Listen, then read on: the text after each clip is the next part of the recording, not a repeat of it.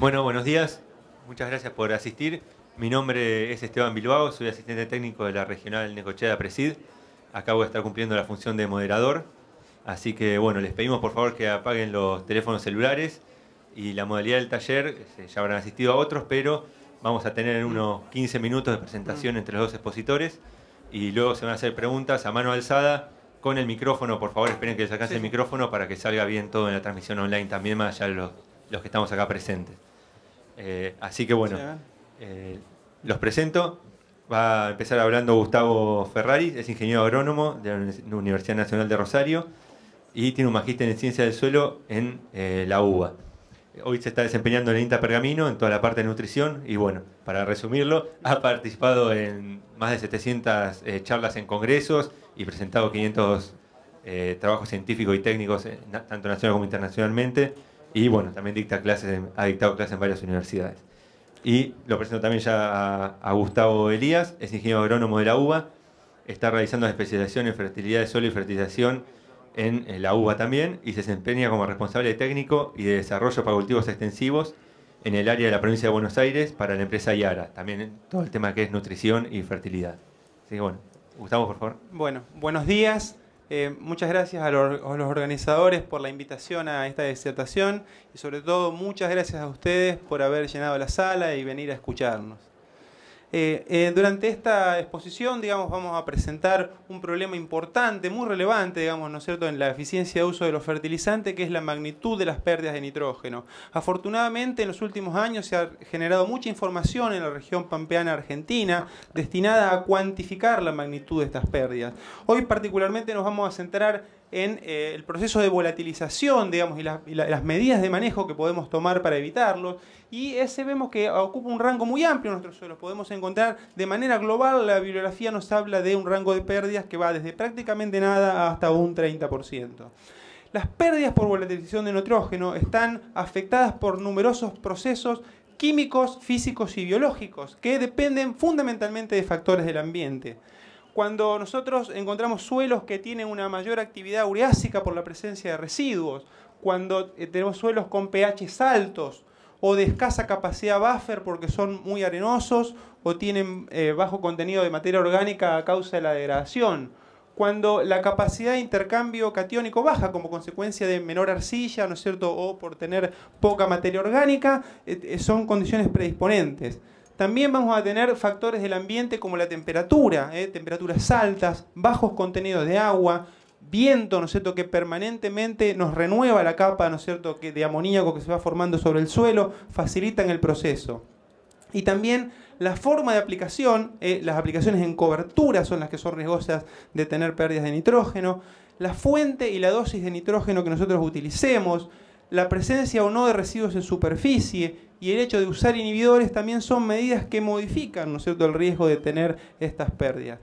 ¿Por qué se produce básicamente, ¿no es cierto?, la volatilización de nitrógeno? Bueno, esto se produce, ¿no es cierto?, por la reacción bioquímica, ¿no es cierto?, que puede afectar a la molécula de urea, que es la principal fuente, ¿no es cierto?, susceptible de volatilización, que, digamos, en su proceso de disociación tiende, ¿no es cierto?, a tiende a disociarse formando carbonato de amonio, ¿no es cierto?, y amoníaco, ¿no es cierto?, a través de un proceso de 2 pasos. Esa formación de ácido carbámico y después carbonato de amonio aumenta el pH y bajo condiciones de pH tendiente a la alcalinidad, el amonio del suelo se equilibra pasando a amoníaco. El amoníaco es un gas y volatiliza hacia el ambiente. El pH del suelo, ¿no es cierto?, es un factor fundamental, ¿no es cierto?, para ese equilibrio dinámico que existe entre el amonio y el amoníaco. Cuando nosotros nos encontramos en situaciones de pH tendientes hacia la ligera acidez, digamos, tenemos como forma predominante el amonio, ¿no es cierto?, y entonces no se produce el proceso de volatilización, y por el contrario, ¿no es cierto?, a medida que el pH es más alto, tiende a la producción de amoníaco. La cuestión es que en el proceso que le mostrábamos anteriormente, cuando se forma, digamos, carbonato de amonio, se produce un aumento del pH en el micrositio donde está el gránulo que favorece, ¿no es cierto?, la posible ocurrencia del proceso de volatilización. La enzima que cataliza, que acelera el proceso, es la enzima ureasa, que es una enzima que siempre está presente en los suelos.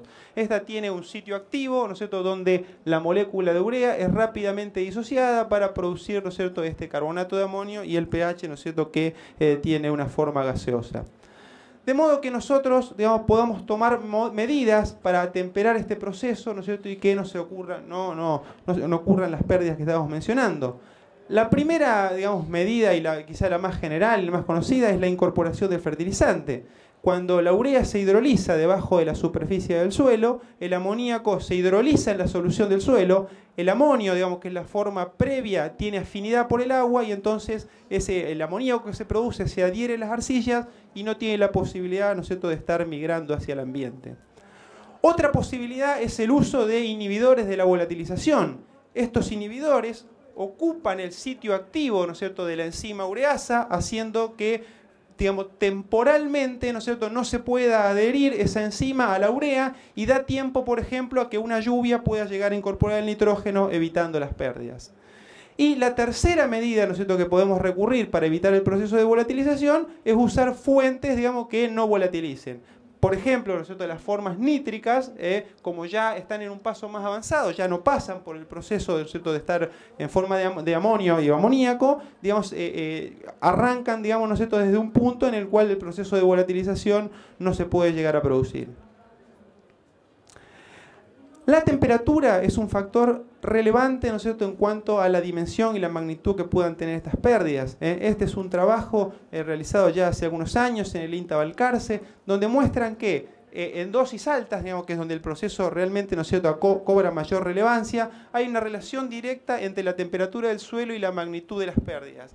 De acuerdo con esta función ajustada, las pérdidas se incrementan en 200 gramos de nitrógeno por hectárea y por día, por cada grado centígrado de aumento por sobre una temperatura de 11-12 grados que actúa como una especie de temperatura umbral.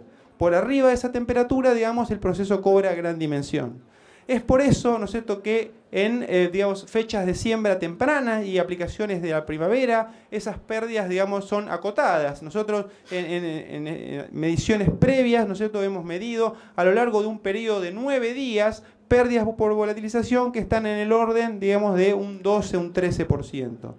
Pero, ¿no es cierto?, cuando nosotros vamos hacia latitudes más bajas, donde la temperatura empieza a ser, digamos, de mayor magnitud, o cuando nos vamos a fechas de siembra tardía, que en alguna medida es lo que nos ocupa hoy, la mayor temperatura, ¿no es cierto?, a la que está expuesto ese nitrógeno una vez que es aplicado, hace que la magnitud de las pérdidas esperables se incremente. De modo que nosotros podemos encontrar prácticamente una transecta que sigue la latitud, donde las pérdidas en Balcarce, digamos, son menores que en Pergamino, estas a su vez, digamos, son inferiores a las que podemos encontrar en Oliveros, y estas son menores a las de Rafaela.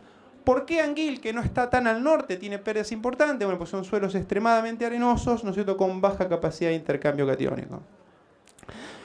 Por otra parte, los últimos años han sido particularmente agresivos, ¿no es cierto?, en cuanto a la magnitud de las temperaturas que se pueden alcanzar. Sabemos que cuando los años están ocurridos, digamos, ocurre el proceso y el fenómeno climático de la Niña, digamos, las lluvias son menores. Eso hace que el factor moderador, digamos, de la temperatura, que es la humedad, ejerza menor efecto y por lo tanto, ¿no es cierto?, la temperatura media, ¿no es cierto?, del mes de diciembre, un mes donde teóricamente empiezan las aplicaciones de nitrógeno para los maíces tardíos, aumentan. Por lo tanto, en años secos, ¿no es cierto?, y de mayor temperatura, las pérdidas, ¿no es cierto?, se pueden hacer más importantes. Campañas como la 2011-2012 han sido especialmente cálidas y también, ¿no es cierto?, la campaña 2013-2014, ¿no es cierto?, alcanzó picos de temperatura extremadamente altos.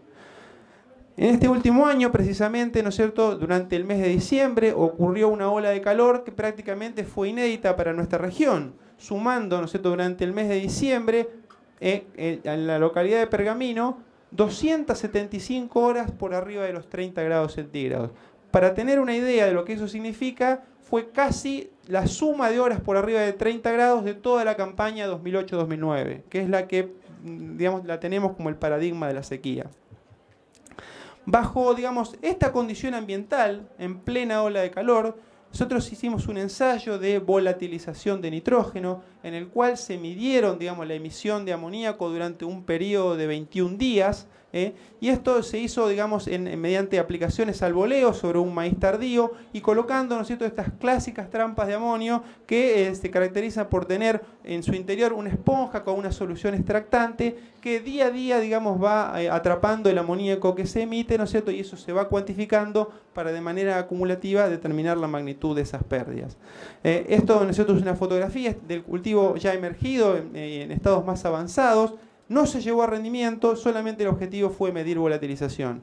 Acá tenemos, ¿no es cierto?, las condiciones ambientales a lo largo del periodo de determinación. Fíjese, estas son las temperaturas medias y estas son las temperaturas máximas, y acá tenemos la humedad relativa. Fíjense los picos de temperatura que se tomaban, digamos, que son mucho más altos que los de la media de Pergamino, pero que, digamos, en los últimos veranos han sido relativamente frecuentes. Bajo esta condición nosotros evaluamos básicamente 3 sistemas de aplicación. Uno donde la urea fue aplicada, digamos, en superficie, estuvo expuesta durante esos 21 días. Otro, ¿no es cierto?, donde la urea fue incorporada superficialmente, digamos, un entremezclado superficial entre los residuos, digamos, a modo de lo que sería, por ejemplo, una incorporación con una rotativa. Y la tercera fuente, ¿no es cierto?, es una fuente amoniacal y nítrica, ¿no es cierto?, como es el nitrato de amonio calcáreo y magnésico, como es comercialmente se conoce como nitrodoble. Y bueno, la cantidad de nitrógeno perdido por volatilización realmente, ¿no es cierto?, alcanzó valores que nosotros veíamos para otras regiones del país, como puede ser, por ejemplo, la localidad de Rafaela. Evidentemente, digamos, el cambio de ambiente que representan los maíces tardíos significa una situación donde la factibilidad, ¿no es cierto?, de la ocurrencia del proceso de volatilización es mucho más marcada y en alguna medida tiene poco que ver con lo que es un maíz de siembra temprana. Como consideraciones finales, entonces, podemos decir de que las siembras tardías representan un cambio importante en las condiciones bajo las cuales se aplica el nitrógeno, generando ambientes donde es importante tomar medidas para evitar esas pérdidas por volatilización. Los últimos años han presentado condiciones muy propicias alrededor del periodo crítico para el rendimiento de los maíces tardíos, pero el ambiente puede ser mucho más agresivo por temperatura y por falta de lluvias al momento de aplicar el nitrógeno. Y podemos decir de que hay varias herramientas disponibles para mitigar la volatilización. Su utilización, sin lugar a dudas, va a traer consigo beneficios agronómicos, económicos y ambientales. Bueno, una parte más específica acerca de las fuentes la va a hablar ahora Gustavo.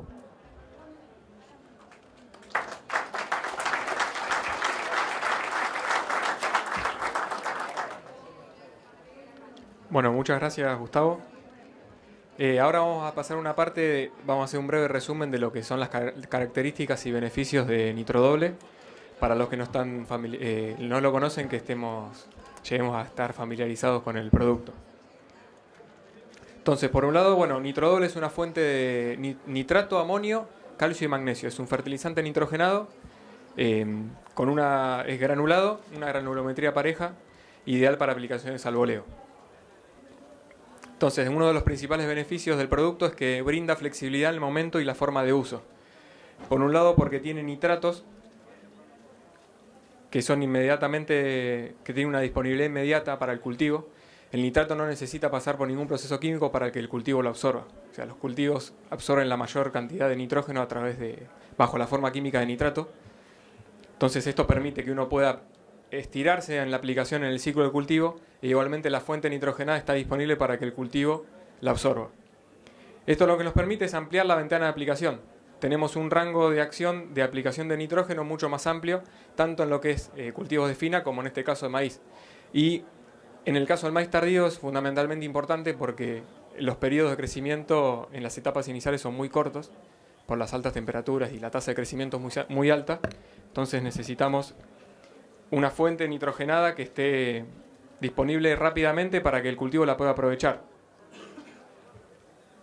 Otro de los beneficios es que aumenta la capacidad operativa en aplicaciones en cobertura, porque el producto tiene una granulometría con un mayor peso específico, es cerca de 1050 a 1100 kilogramos por metro cúbico, es más similar a un fosforado, en comparación con lo que es una urea, es mucho mayor el peso específico que tiene. Esto nos permite un mayor ancho de labor en aplicaciones al boleo. Y los gránulos también son más grandes. Entonces, a la hora de pasar con una boleadora, estamos hablando de entre 15 a 20% más de ancho de labor. Es decir, las pasaba más rápido y con menor costo en lo que es combustible. Otro de los beneficios es la baja agresividad del suelo. Es una fuente de fertilizante nitrogenado que reacciona en forma más neutra hacia el suelo. No modifica el pH del suelo. En algunos casos incluso lo aumenta. En suelos ácidos, con la incorporación, digamos, la aplicación del producto en años sucesivos, va aumentando, digamos, mejorando lo que es el pH del suelo.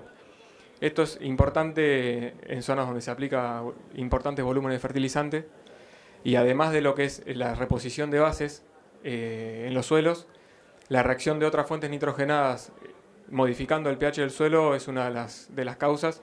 En Argentina no tanto, porque las dosis son más bien bajas, no son tan altas, pero en otros países es la principal causa de acidificación de los suelos.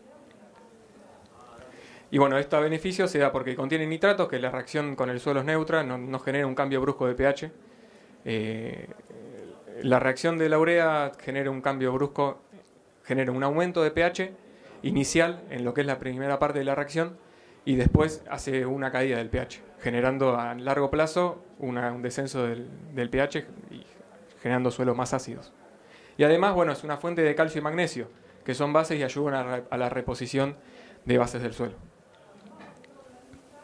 Y bueno, y para cerrar un poco lo que son los beneficios, es el mayor rendimiento por unidad de nitrógeno aplicado, porque, digamos, esto vendría a ser la eficiencia de la aplicación de nitrógeno. No tiene pérdidas por volatilización, son mínimas, son prácticamente despreciables. Entonces todo el nitrógeno que le aplica al cultivo va a estar disponible para ese cultivo y para que lo absorba en su mayoría. Esto hace que por unidad de nutriente que uno aplica, la cantidad de kilos que produce el cultivo va a ser mucho mayor que otras fuentes. Y además, bueno, tenemos una inmediata absorción por el cultivo. Es decir, la eficiencia en el caso del maíz, que requiere aplicaciones de nitrógeno, digamos, lo ideal sería que fueran partidas. La mayor tasa de absorción se produce a partir de B6, que cuando empieza el crecimiento con mayor tasa. Entonces, uno al aplicar una fuente que esté inmediatamente disponible, nos aseguramos que el nitrógeno que uno aplica lo está realmente absorbiendo el maíz y no está en el sistema siendo afectado por pérdidas. Y para concluir, debido a todos estos beneficios, el principal es que maximiza el retorno de la inversión en nitrógeno, justamente porque tenemos una seguridad en la aplicación, porque hacemos una aplicación al boleo sin tener riesgo de ninguna pérdida.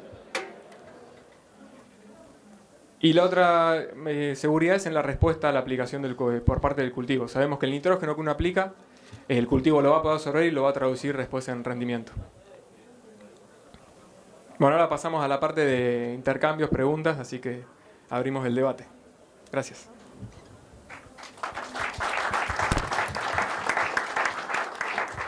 Bueno, mucho. Ahí. Bueno, ahora la modalidad de vayan levantando la mano, por favor, y les vamos a ir alcanzando el micrófono. Mencionó usted que cuando terminaron el ensayo midieron la pérdida por volatilización, pero no midieron el rendimiento. ¿Cuál es el motivo? Porque, digamos, el rendimiento está afectado por múltiples factores. De hecho, digamos, un maíz tardío muchas veces es tanta la mineralización, digamos, de nitrógeno que tiene el suelo que la respuesta se satura a dosis relativamente bajas, digamos, ¿no? Entonces, lo que nosotros queríamos hacer realmente era cuantificar el proceso, ya que, digamos, la tecnología de maíces tardíos es nueva en la zona de Pergamino, y lo que nos interesaba más bien era cuantificar ese proceso, digamos, ¿no?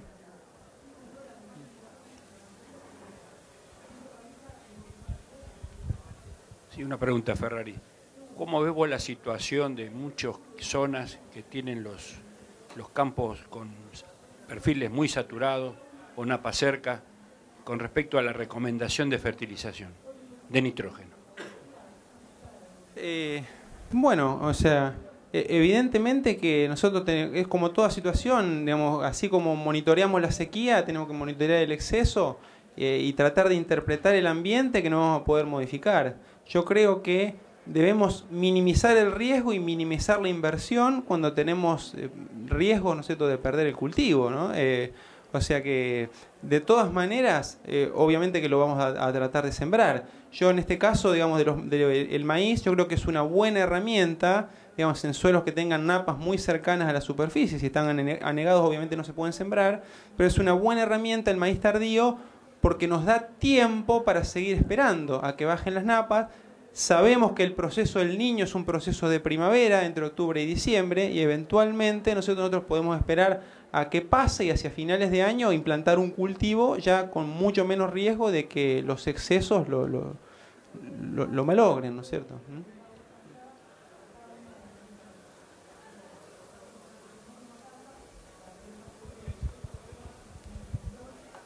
¿Alguna pregunta? Bueno, aprovecho mientras les hago una yo para sacarme mis dudas. ¿Cómo ven esto por ahí que estuvieron estudiando en los maíces tardíos con el tema maíces de segunda? Bueno, el maíz de segunda, digamos, al tener una cobertura de residuos importante, hace que la concentración de la enzima ureasa sea más alta todavía, ¿no es cierto? Lo cual vuelve al ambiente muy predisponente a pérdidas, e inclusive a pérdidas por inmovilización. Yo creo que ningún fertilizante debería ponerse en contacto directo con los residuos, porque tenemos mucho riesgo que los organismos celulolíticos que lo están descomponiendo lo usen, digamos, para constituir sus proteínas. De modo que también, digamos, ¿no?, la idea, digamos, de la incorporación cobra importancia, ¿no?, en los maíces de segunda. Pero desde ya, que es un ambiente, un rastrojo en superficie, que es un ambiente completamente predisponente a tener diversas vías de pérdida.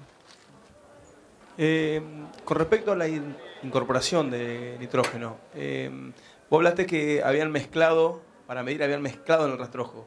Pero viste con los sistemas de cuchilla, digamos, que 2-3 centímetros, calculo, se están incorporando y tapando, ¿ya ahí no habría pérdidas o no lo midieron eso? Un poco por lo que vimos, digamos, que la incorporación, lo que tiene, el problema que tiene es que la concentración en esa línea es muy, pero muy alta. Y las pérdidas son proporcionales a la concentración de sustrato. Sin lugar a dudas, es una alterna herramienta para evitar las pérdidas, pero tiene que ser medianamente profunda, digamos, o sea, estar en la solución del suelo, llevarlo, y yo diría que un ambiente tan agresivo, digamos, como era en esa situación, no sé, 3-5 centímetros es una profundidad que debería buscarse, digamos, mínimo, ¿no? Si no hay un riesgo. Agrego una cosita que es el tema de la humedad del suelo, de cómo está de humedad el suelo. Como comentaba Gustavo, depende mucho de cómo reacciona, digamos, la afinidad que tiene con el agua, y si el suelo no está realmente húmedo y no se realiza un tapado bueno luego de la cuchilla, las pérdidas también, bueno, Gustavo sabe más pero de cuantificarlas, pero también pueden estar presentes. Con respecto al producto en sí, pensando en el norte del país, donde bueno, tenemos temperaturas aún más altas que Rafaela, sí. y bueno, se aplica en enero o febrero, que es el momento de los maíces tardíos y o de segunda. Y bueno, dadas las complicaciones que a veces hay con la logística y con los caminos, el acceso y demás, si uno se le ocurre, como a mí ya se me ocurrió, almacenarlo, por ejemplo en silo bolsa, en el lote, ya para tener la disponibilidad de ahí a la fertilizadora y no depender del camión, etcétera, etcétera. ¿Hay algún problema, dadas justamente las altas temperaturas, pueden afectar la calidad del producto, pensando después en digamos, si el producto se complica, como por ejemplo la urea con la alta humedad ambiente, en este caso por la temperatura, y que la fertilizadora no haga una distribución correcta del producto? Sí, nosotros tenemos una presentación que es en Big Bag de 1000 kilos. Son bolsones que vienen con doble liner, uno de plástico y el fuerte de afuera, que es la mejor conservación del producto. Eso hay muchos clientes que lo usan, lo llevan al campo, lo dejan en el lote, en la cabecera, y cuando vienen con la máquina ya lo aplican directamente. Esa es la mejor forma de conservarse. En la situación del norte, por las temperaturas, el tiempo, digamos, de almacenamiento en el lote en Big Bag no debería ser mayor a un mes y medio. Pero siempre y cuando sea viva. Con silo bolsa estuvimos haciendo algunas pruebas con el producto, pero el producto tiene nitrato que es higroscópico. Es bastante higroscópico, similar a la urea o a veces un poquito más. Entonces, para estar mucho tiempo, el vivac puede generar algún tipo de filtración de aire que no haga que quede realmente sellado. Entonces, nosotros recomendamos usar los vivac, que son... Si dije vivac, era silo bolsa. Sí, el silo bolsa puede generar alguna implicación y aparte por volúmenes y compactación del volumen, digamos, de fertilizante, por el peso. Lo que son Big Bag no hay ningún problema, incluso son muy fáciles de manejar porque se manipula mucho menos porque directamente se carga y se abre en la tolva de la fertilizadora, es algo rápido y sencillo y es muy práctico porque está en el lote y no lo dejan en la cabecera los Big Bag. La única precaución por ahí es taparlo con algún silo bolsa viejo para que por ahí si hay algún temporal medio grande de lluvia no le haga ningún daño o que dé alguna filtración mínima, pero es la mejor forma de conservarlo y muy práctico.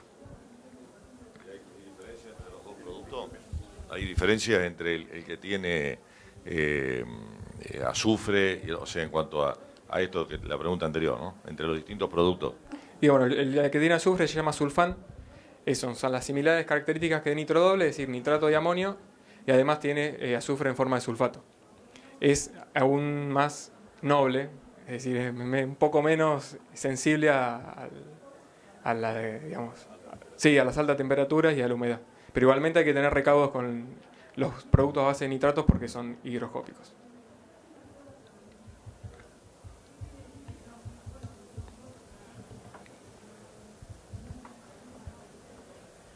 Bueno, mientras piensan alguna pregunta más, el tema de la lluvia y la incorporación,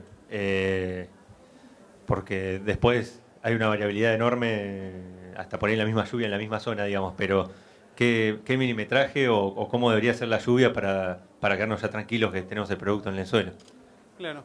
Bueno, en Argentina se han hecho pocos trabajos, ¿no? Porque es siempre difícil. Acá en estas mediciones que hacemos, la trampa tiene una especie de techo que hace que lo aísla de la lluvia, del efecto de la lluvia, ¿no? Lo que menciona la bibliografía es que es necesaria una lluvia de 10 milímetros, digamos, ¿no? Para que cualquier fuente, digamos, pueda pasar a la solución del suelo y ya no tenga riesgo de volatilización. 10 milímetros o mayor. Perdón, ¿en un maíz de segunda sería mayor?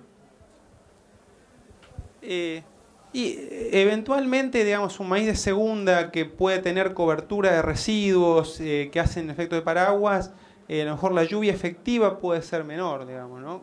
O sea, 10 milímetros pueden llegar al suelo una menor cantidad de agua, con lo cual es posible, digamos, de que necesitemos una lluvia un poco mayor. Es decir, son todos los condimentos, todas las cuestiones, digamos, ¿no? que hemos venido mencionando, que rodean al maíz de segunda, que hacen un ambiente tan agresivo y que podamos ver un cambio tan considerable. Nosotros cuando veíamos los trabajos hechos más al norte, realmente nos generaba dudas de cómo podíamos llegar a tener las pérdidas, digamos, pero uno de esa magnitud, pero se da cuenta, digamos, de que el ambiente cambia mucho, digamos, ¿no? No es una situación similar a la que podemos tener en siembras tempranas. Una pregunta. ¿Cuántos kilos de urea se puede colocar en la misma línea con la semilla de maíz? Y si es lo mismo colocarlo por debajo o por arriba de la semilla. Bueno, excede un poquito el tema, pero lo que les tengo que decir es que toda semilla es sensible a la presencia de fertilizantes, ¿no? Este año, por ejemplo, nosotros hicimos un ensayo de fitotoxicidad con fuente fosforada, que es lo más lógico de poner en la línea, y lo que vimos es que sembrando en suelos de baja humedad, como nos tocó este año, los fertilizantes se volvían particularmente agresivos, mientras que en años anteriores hasta 200 kilos de una fuente fosforada no nos provocaba pérdidas. Y este año con 100 kilos teníamos alrededor de un 10 a 15% de plantas de maíz perdidas. Entonces lo primero que tenemos que decir es que depende mucho de la condición ambiental, mucho de la humedad del suelo. El nitrógeno es el elemento más agresivo y la urea es una fuente nitrogenada pura, digamos, ¿no es cierto? Por lo tanto, digamos, la tolerancia que hay es muy baja, digamos, ¿no? En general lo que se busca es que a lo mejor la tolerancia que hay a nitrógeno, que puede estar, digamos, casi que ni quiero decir un rango, porque eso depende, como decíamos, mucho de la humedad del suelo, pero se habla a veces generalmente de 10, 15 kilos de nitrógeno, más vale que usemos ese crédito de nitrógeno con los fosforados, ¿no? Y la urea tendamos a sacarlo afuera de la línea de siembra. Por otra parte, de todos los órganos que tiene la plántula, la radícula es el más sensible.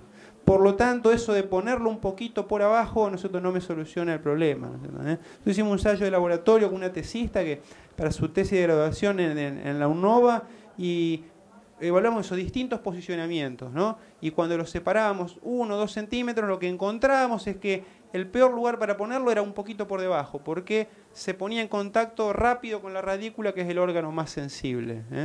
De modo que, digamos, sobre todo con suelos secos, lo ideal, digamos, ¿no es cierto?, es tratar de en alguna medida buscar alguna separación, algún desplazamiento, digamos, ¿no?, del nitrógeno.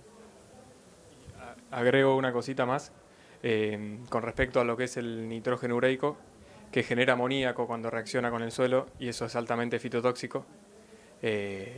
Además, si uno, pensando aparte del efecto salino, ¿no?, si uno tiene un suelo bien provisto de humedad, por ahí piensa que no tiene efecto de fitotoxicidad porque no compite por el agua, la semilla con el fertilizante, pero igualmente la urea produce amoníaco, que eso sí va a terminar pudriendo y haciendo muerte de plantas.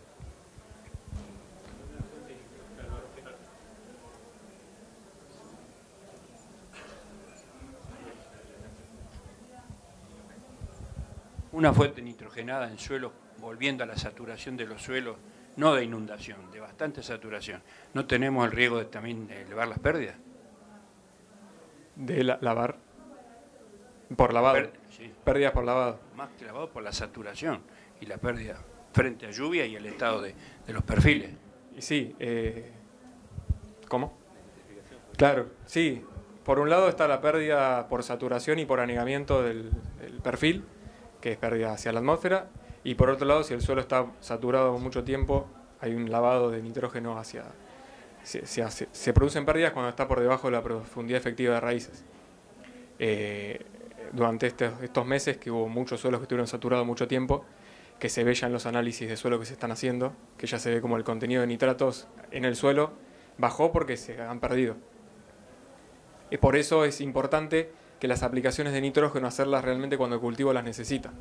No aplicar todo por ahí una dosis alta a la siembra porque te llega a haber una lluvia fuerte de siembra hasta cuando el cultivo la absorbe y está sujeto a pérdidas, tanto de lo que es, sin importar la fuente, de nitrógeno en sí. Entonces nosotros recomendamos hacer una aplicación dividida, un poco a la siembra para que el cultivo arranque, porque puede ser con el fosforado, con el arrancador, y después una aplicación ya cuando el cultivo está tomando el nitrógeno a una tasa más alta.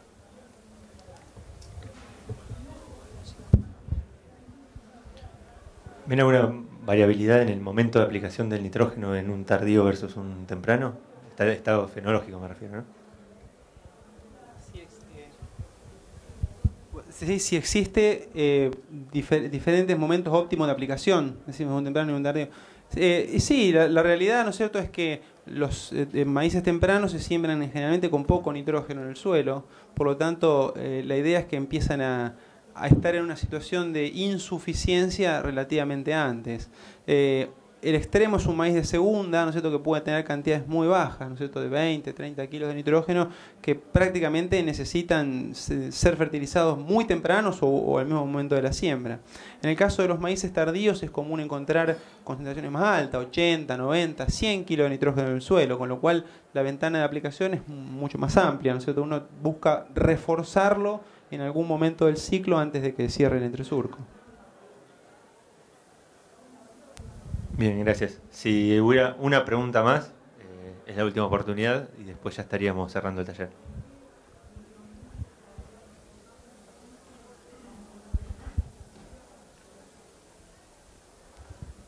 Sí, quería preguntarles cuál es la dosis equivalente que ustedes recomiendan por unidad de nitrógeno comparativo urea versus el nitro doble. Bueno, va a depender un poco de cuándo se aplique. Para aplicaciones al voleo y con el cultivo implantado, en maíz lo que sería de B3 hasta B6, recomendamos la misma dosis de producto. Es decir, 100 kilos de urea, 100 kilos de nitro doble. Va a ser menos unidades de nitrógeno por hectárea, pero va a ser, digamos, tomado por el cultivo de forma mucho más eficiente. O sea, al cultivo no le va a faltar. Si no vamos a una aplicación un poco más temprana, por un lado le damos tiempo a la urea para que esté disponible para que el cultivo la absorba, pero también pierde eficiencia también la aplicación de urea más temprana porque el cultivo todavía no requiere esa alta tasa de absorción. Entonces por ahí tendríamos que subir un poquito más la dosis de nitrodoble, entre 10 a 15% más, digamos, si son 100 kilos, 115. Pero en general, y es como se usa y como lo recomendamos también, es aplicar misma dosis de producto. 100 kilos, 150, 100 kilos, 150. Digamos, esto es por la eficiencia. Básicamente es porque el nitrógeno que tiene nitrodoble se absorbe de forma mucho más eficiente por el cultivo. La parte de nitrato ya está disponible, ya la absorbe de forma más rápida y no está sujeto a pérdidas, en este caso de volatilización, como mostramos que pueden ser muy grandes. Bueno, les agradecemos a los dos Gustavos y muchas gracias al público. Bueno, gracias.